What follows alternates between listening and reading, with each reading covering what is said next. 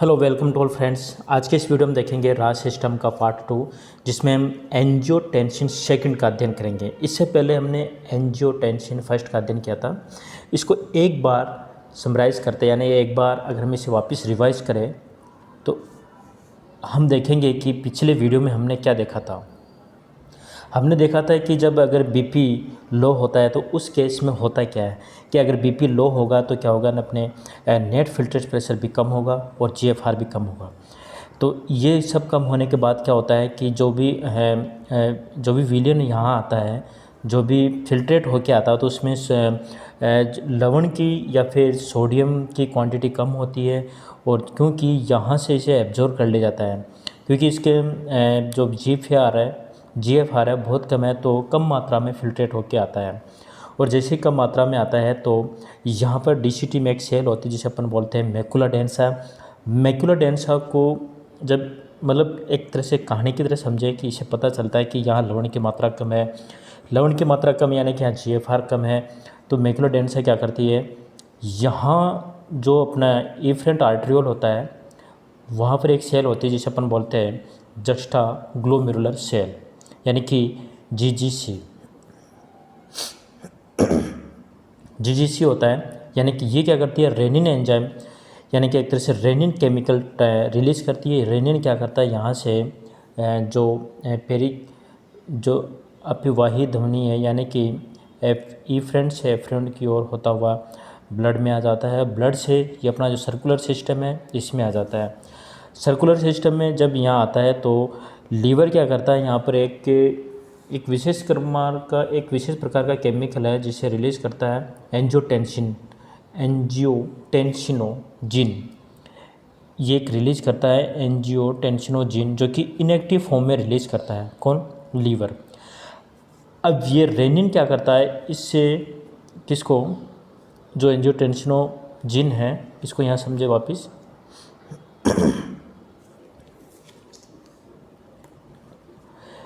इस चीज़ को देखो, यहाँ एंजियोटेंसिनोजिन है, लीवर एक्टिव कर रहा है, इनएक्टिव फॉर्म में इसे रिलीज़ कर रहा है। अब रेनिन जाता है, इसे क्या करता है, एक्टिव करने का कार्य करता है। जैसे ही एक्टिव होता है तो ये एंजियोटेंसिन 1 में बदलता है, और एंजियोटेंसिन 1 भी पूरी तरह से एक्टिव नहीं हो पाता, तो ये कहाँ जाता है, लंग्स में जाता है। लंग्स में एक एंजाइम होता है जिसे अपन बोलते हैं एंजियोटेंसिन कन्वर्ट एंजाइम, जो क्या करता है, इसे एंजियोटेंसिन सेकंड में कन्वर्ट कर देता है। अब हम इससे आगे का देखेंगे कि एंजियोटेंसिन सेकंड क्या काम करता है। ये चीज़ तो हमने पढ़ी ली थी कि रेनिन को कौन रिलीज़ करती है, जस्टा ग्लोमेरुलर सेल, और यहाँ मैकुला डेंसा, इनको अपन क्या बोलते हैं, जस्टा ग्लोमेरुलर एपार्टस।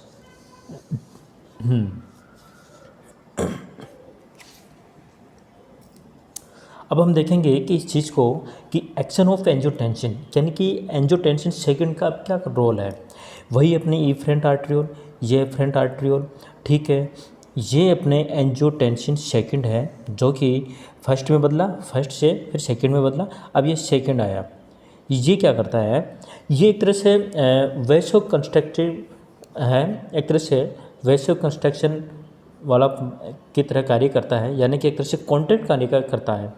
हमारी ये कंडीशन कब हो रही है कि जब हमारे बीपी कम है, हमें क्या करना है, बीपी को अधिक करना है, यानी कि हमारे ब्लड प्रेशर को अधिक करना है। तो उस कंडीशन में रेनिन एंजाइम ने क्या किया, इनएक्टिव जो था एंजियोटेंसिनों को एंजियोटेंसिन में बदला, फिर एंजियोटेंसिन सेकंड में बदला।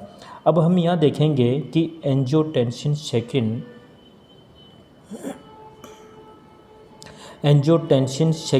का क्या काम है और ये किस प्रकार से प्रोसेस करता है, किसमें, हमारे एक्सक्रीटरी सिस्टम में। ठीक है, अब इस चीज़ को हम आगे समझे। ये एंजियोटेंसिन सेकंड एक तरह से वैसो कंस्ट्रक्शन होता है, वैसो कंस्ट्रक्शन, या फिर इसे एक तरह से बहुत ही स्ट्रॉन्गली कॉन्टैक्ट रहता है। ये क्या करता है, ये हमारी जो इफरेंट आर्ट्रियोल है, जो अपवाही, ये अभिवाही जो धमनी होती है, इसे क्या करता है, कॉन्ट्रैक्ट करने का कार्य करता है यहाँ से। अब जैसे ही कॉन्ट्रैक्ट करेगा तो क्या होगा, ब्लड प्रेशर बढ़ेगा यहाँ पर, यानी एक तरह से ब्लड प्रेशर का ट्रैफिक हो जाएगा, और जैसे ब्लड प्रेशर बढ़ेगा तो बीपी बढ़ने के चांस रहेंगे। दूसरा क्या कार्य करता है, ये कि यह है एंजियोटेंसिन सेकेंड, ये हमारी किडनी है, किडनी ये हमारी किडनी किडनी है। ठीक है, किडनी के ऊपर एक ग्लैंड पाई जाती है जिसे अपन बोलते हैं एड्रिनल ग्लैंड। एड्रिनल ग्लैंड पे ही आके क्या करता है, ये एक्ट करता है, छोटे छोटे पोर के रूप में एक्ट करता है, जिससे एक हार्मोन रिलीज होता है जिसे अपन बोलते हैं एल्डोस्टेरोन। क्या बोलेंगे इसे अपन, एल्डोस्टेरोन। अब इस चीज़ को यहाँ समझने की कोशिश करो कि एंजियोटेंसिन 1 का कार्य सिर्फ कुछ ही नहीं था, एंजियोटेंसिन सेकेंड का रोल है कि ये जो हमारी जो ब्लड कैपिलरी आती है अपवाही और ये अभिवाही जो धमनी होती है एफरेंट, और ये इफरेंट आर्ट्रियोल है, ये एफरेंट आर्ट्रियोल, ये इफरेंट आर्ट्रियोल को वैसो कंट्रैक्ट करने का कार्य करता है। जैसे ही ये संकुचित हो जाती है तो क्या होता है, ब्लड प्रेशर यहाँ इकट्ठा होने लगता है, ब्लड का ट्रैफिक जोन होने लगता है, तो बीपी जैसे ही ब्लड यहाँ पे इकट्ठा होगा तो क्या होगा, अपने NF यानी कि नेट फिल्ट्रेशन प्रेशर बढ़ेगा, और नेट फिल्टर यानी कि GFR बढ़ेगा तो ये भी बढ़ेगा। ठीक है, दूसरी बात, इसी का दूसरा कार्य क्या होता है कि यह जो हमारी किडनी है, किडनी के ऊपर एक ग्लैंड पाई जाती है एड्रिनल ग्लैंड, उसे क्या करता है, एक्ट करता है, जिसके माध्यम से क्या होता है, एल्डोस्टेरोन हार्मोन रिलीज होता है। अब हम ये देखेंगे कि एल्डोस्टेरोन का इस सिस्टम में या रास सिस्टम में क्या अहम रोल है। अब हम देखेंगे कि एक्शन ऑफ एल्डोस्टेरोन, क्योंकि हमने एंजियोटेंसिन सेकेंड को पढ़ लिया था जिसका 2 काम थे, एक तो एल्डोस्टेरोन रिलीज करना, दूसरा वैसो कंट्रैक्ट करना, यानी कि जो हमारी इफरेंट आर्ट्रियोल है उसको क्या करता है, कॉन्ट्रैक्ट करता है, जिससे क्या होगा, GFR बढ़ेगा, और GFR बढ़ेगा तो नेट फिल्ट्रेट प्रेशर भी बढ़ेगा। हम इसमें देखेंगे कि आखिर एल्डोस्टेरोन का क्या रोल है, क्योंकि एंजियोटेंसिन सेकेंड ने इसे रिलीज़ कर ही दिया तो इसका भी तो कोई रोल होगा। तो इस चीज़ को हम यहाँ समझें तो होता है क्या, ये हमारा वही ग्लोमेरुलस, ये PCT है, ये हैंडले लूप है, ये DCT है, ये हमारे भाई साहब कौन है, एल्डोस्टेरोन, जो कि काफ़ी गुस्से की अवस्था में है, क्रोधित अवस्था में। ये आखिर करता क्या, यहाँ पर जो सेल पाई जाती है किसमें, DCT में, इसके अलावा यही सेल कहाँ पाई जाती है, जो संग्रहक नलिकाएं होती है, ठीक है, उसमें होती है। इस सेल पे आके क्या करता है, एक्ट करता है, यानी कि इनके न्यूक्लियस जो होता है, इनके केंद्रक को जाके एक्ट करता है, और केंद्रक या फिर इस सेल को एक्ट करने से क्या होता है कि यहाँ पर एक विशेष प्रकार की प्रोटीन तैयार हो जाती है, यानी कि एक विशेष प्रकार के प्रोटीन चैनल तैयार होते हैं जिसे अपन बोलते हैं सोडियम पोटेशियम पंप। एक विशेष प्रोटीन है जिसे अपन बोलते हैं सोडियम पोटेशियम पंप। ठीक है, ये होती है। अब सोडियम क्या होता है कि देखो, सोडियम पोटेशियम हमने समझ ही लिया है कि सोडियम निकलता है तो सोडियम निकलता है तो पोटेशियम इंटर होता है, किसमें, सेल में होता है। 3 सोडियम पे 2 पोटेशियम अपनी सेल में ट्रांसफ़र होते हैं। अब सोडियम पोटेशियम पंप क्या करता है कि ये जो चैनल होते हैं, यहाँ से सोडियम निकलेगा, इन चैनलों के माध्यम से, यानी कि ये विशेष प्रोटीन बनती है, इस प्रोटीनों के माध्यम से क्या होता है, सोडियम निकलता है। अब हमने पढ़ा हुआ है कि आयंस के पीछे पीछे क्या होता है, वाटर भी क्या होता है, इसके पीछे पीछे निकलता है। अब यहाँ से जितना भी था आयंस निकल जाता है, फिर यहाँ से भी सारा आयंस निकल जाता है। अब बचा क्या, आयंस के साथ साथ वाटर भी निकलने लगता है, और ये सारा आयंस कहाँ जा रहा है, ब्लड में। ठीक है, वाटर भी कहाँ जा रहा है, ब्लड में जा रहा है। तो इन सब की मात्रा अगर ब्लड में जा रही है तो क्या होगा, यहाँ पर यूरिन का फॉर्मेशन भी क्या होगा, कम हो जाएगा, यानी कि यूरिन की मात्रा कम होगी। क्यों होगी, क्योंकि वाटर कहाँ जा रहा है, ब्लड कैपिलरी यानी कि हमारी जो इफरेंट आर्ट्रियोल उसमें जा रहा है, और सारे सोडियम की मात्रा भी कहाँ जा रही है, किसमें, जो हमारी इफरेंट आर्ट्रियोल में जा रही है। जब ये सारे निकल के यहाँ से जा रहे हैं तो यूरिन बनेगा ही कहाँ से, तो इसलिए हमारी यूरिन की मात्रा भी क्या होती है, कम बनना स्टार्ट हो जाती है यहाँ से। तो इस तरह से क्या हो रहा है कि इसका क्या हो रहा है कि हमने पढ़ा हुआ था कि BP लो हो रहा है, तो BP लो हो रहा था, हमारे केस में BP लो हो रहा था। तो क्यों हो रहा था, क्योंकि हमारे जो ब्लड सर्कुलेटरी सिस्टम है तो इसमें ब्लड की क्वांटिटी कम हो रही थी। ठीक है, तो अब क्या हो रहा है कि जो हमारी जो इफरेंट आर्ट्रियोल यहाँ से जल की मात्रा बढ़ रही है, ठीक है, सोडियम आयंस बढ़ रहे हैं, तो क्या होगा, इसमें BP अधिक होने लगती है, यानी कि बीपी बढ़ने लगती है। ठीक है, केस समझ में आ गया होगा आप लोगों को कि यहाँ हमारा मेन रीज़न था कि BP low in general circulation. तो यहाँ पे एल्डोस्टेरोन